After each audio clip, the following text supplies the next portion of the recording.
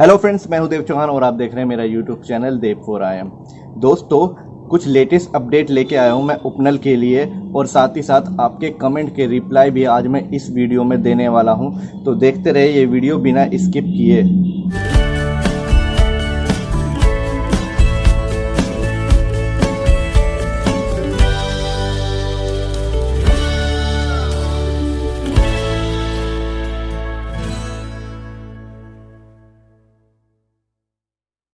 दोस्तों, सबसे पहला अपडेट तो मैं आपको ये देना चाहता हूँ उपनल के बारे में। तो पहला अपडेट ये है कि सरकार ने अभी घोषित किया है कि अब उपनल में कोई भी आवेदन दे सकता है और साथ ही साथ उससे जॉब पा सकता है।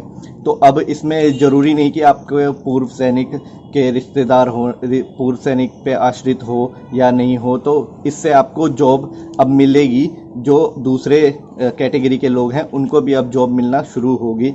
तो ये सरकार ने अभी घोषित किया है। इसे आने में अभी थोड़ा टाइम लगेगा, अभी प्रोसेस होने में थोड़ा टाइम लगेगा, तो शायद कुछ महीने लग सकते हैं। तो दूसरा अपडेट जो है वो ये है कि कोविड के कारण ऑनलाइन जो आवेदन मंगाए जा रहे थे वो अब ऑफलाइन भी मंगाए जाएंगे।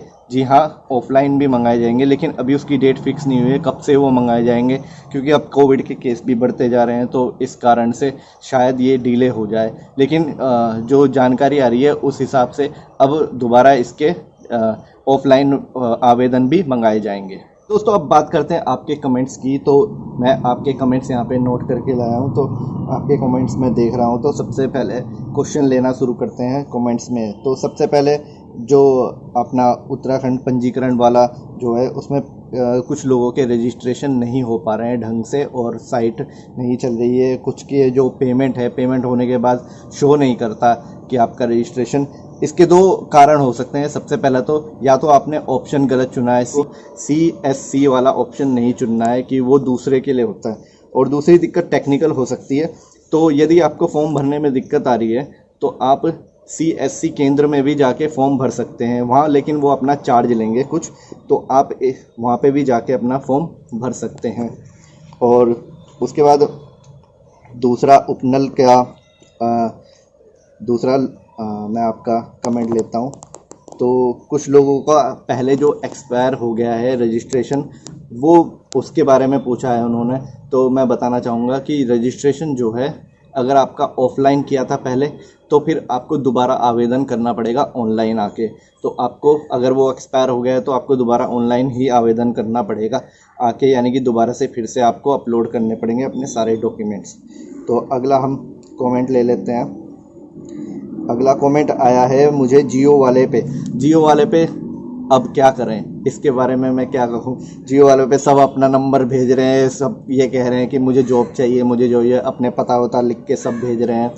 तो भाई, ये जॉब की रिक्वायरमेंट नहीं है। ये प्लॉट पे अगर आपको टावर लगाना है जियो का, उसके बारे में बताया। आप वीडियो को थोड़ा ध्यान से देखें और उस पे जाके आप ध्यान से देखें। अगर आपके पास कोई प्लॉट है तो उस पर आप टावर लगवा सकते हैं जियो द्वारा। और साथ ही साथ जो पूरी जानकारी है वो जियो की वेबसाइट पे भी है, आप वहाँ पे भी जा सकते हैं। तो दोस्तों, एक और कमेंट ले लेते हैं। दूसरा कमेंट है पंजीकरण, उत्तराखंड पंजीकरण पे ही। उन्होंने ये बोला है कि हम इंग्लिश या हिंदी किस में फॉर्म फिलअप करें। तो मैं आपको बता देता हूँ, आप दोनों में फॉर्म फिलअप कर सकते हैं। ऊपर हिंदी और इंग्लिश का ऑप्शन होगा, उससे पूरी साइट आप बदल सकते हैं। तो हिंदी में भी आपको मिल जाएगी और इंग्लिश में भी, ठीक है। उसके बाद अगला कमेंट हम ले लेते हैं उपनल पे। डिपेंडेंट कैसे फॉर्म फिलअप करें, इसके बारे में पूछा है हिमांशी जी ने। तो मैं आपको बता देता हूँ कि डिपेंडेंट वो होता है जो जैसे आपके फादर या आपके फादर फौज में हैं, तो वो आप उनके डिपेंडेंट हो गए, यानी कि आपके जो बच्चे हैं उनके वो फॉर्म फिलअप कर सकते हैं। और साथ ही साथ अभी फ़िलहाल जो चल रहा है इसमें जिनका डिपेंडेंट नहीं है वो नहीं भर सकते फॉर्म। लेकिन अब ये प्रोसेस आ गया है, जो मैंने अपडेट में भी बताया है कि आप फॉर्म फिलअप कर सकते हैं अब कोई भी।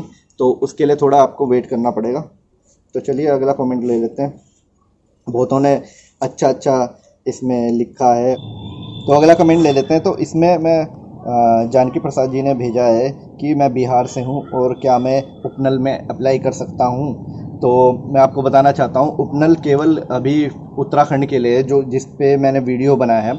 अलग अलग प्रदेश में अलग अलग तरह के उपनल कार्यक्रम होते हैं, तो आप अपने प्रदेश में चेक कर सकते हैं उनकी वेबसाइट पे जाके, तो वहाँ पे उसके बारे में होगा। तो आप उत्तराखंड वाले में अप्लाई नहीं कर सकते।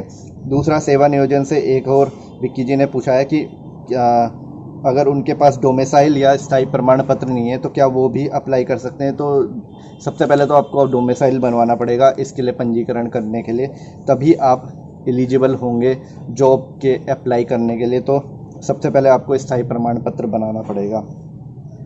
तो अगला मैं ले लेता हूँ, जीएसके के बारे में ज़्यादा पूछा गया है, तो जीएसके के बारे में मैं बता देता हूँ। जीएसके और ईएसएम दोनों एक डिपार्टमेंटल कैटेगरी होती हैं, तो इनका एक कोड प्रोवाइड होता है। जब आप जॉब करते हैं तो एक बुक मिलती है, तो वो जो भी आपके आश्रित हैं, मतलब आपके फादर वगैरह है, तो उनको पता होगा इस बारे में कि उनको कोई बुक कोड मिला होगा, तो उसको आपको भरना है। और कुछ जीएसके ऑफिशियल ही होते हैं, तो वो आप देख लें। दूसरा, मेडिकल कैटेगरी के बारे में पूछा है, तो मेडिकल कैटेगरी मतलब उसमें मेडिकल को आपको फिजिकली फिट के बारे में बताना है। एक और कमेंट ले लेते हैं आकाश जी का, इसमें उन्होंने पूछा है कि मेडिकल फिट मेडिकली उसमें क्या भरना है। तो उसमें आपको मेडिकली फ़िट के बारे में भरना है कि आप जब सेवानिवृत्त हुए तो मेडिकल फ़िट कैसे, आपकी फ़िटनेस कैसे थी, तो उसके बारे में आपका वहाँ पे भरना है उसको। तो अब मैं अगला कमेंट ले लेता हूँ। तो कुछ ने ये बोला है कि सर हमारा फॉर्म फिल करके दे दीजिए। तो भाई साहब, ये तो आपको ही करना पड़ेगा, मैं कैसे फॉर्म फिलअप कर सकता हूँ आपका। मैंने आपको बता दिया है कैसे कैसे करना है। अगर आपको कोई दिक्कत है तो उपनल में मैंने बताया है कि एक हेल्पलाइन नंबर भी है, उस पे जाके आपको अगर कोई भी दिक्कत है तो उस पर आप कॉल कर सकते हैं और पूछ सकते हैं कि हेल्प कैसे करूं। आपको कोई दिक्कत आ रही है तो वो आपकी हेल्प करेंगे उसमें। लेकिन फॉर्म फिलअप की बात है तो भाई कितने लोगों का फॉर्म फिलअप करूंगा मैं, तो फॉर्म फिलअप नहीं कर पाऊंगा मैं, सॉरी इसके लिए। तो हाँ, एक और कमेंट आया है इसमें, इन्होंने उपनल पे रजिस्टर तो कर लिया है लेकिन इनका रजिस्ट्रेशन नहीं आया है, मतलब ये मिस हो गया है रजिस्ट्रेशन नंबर।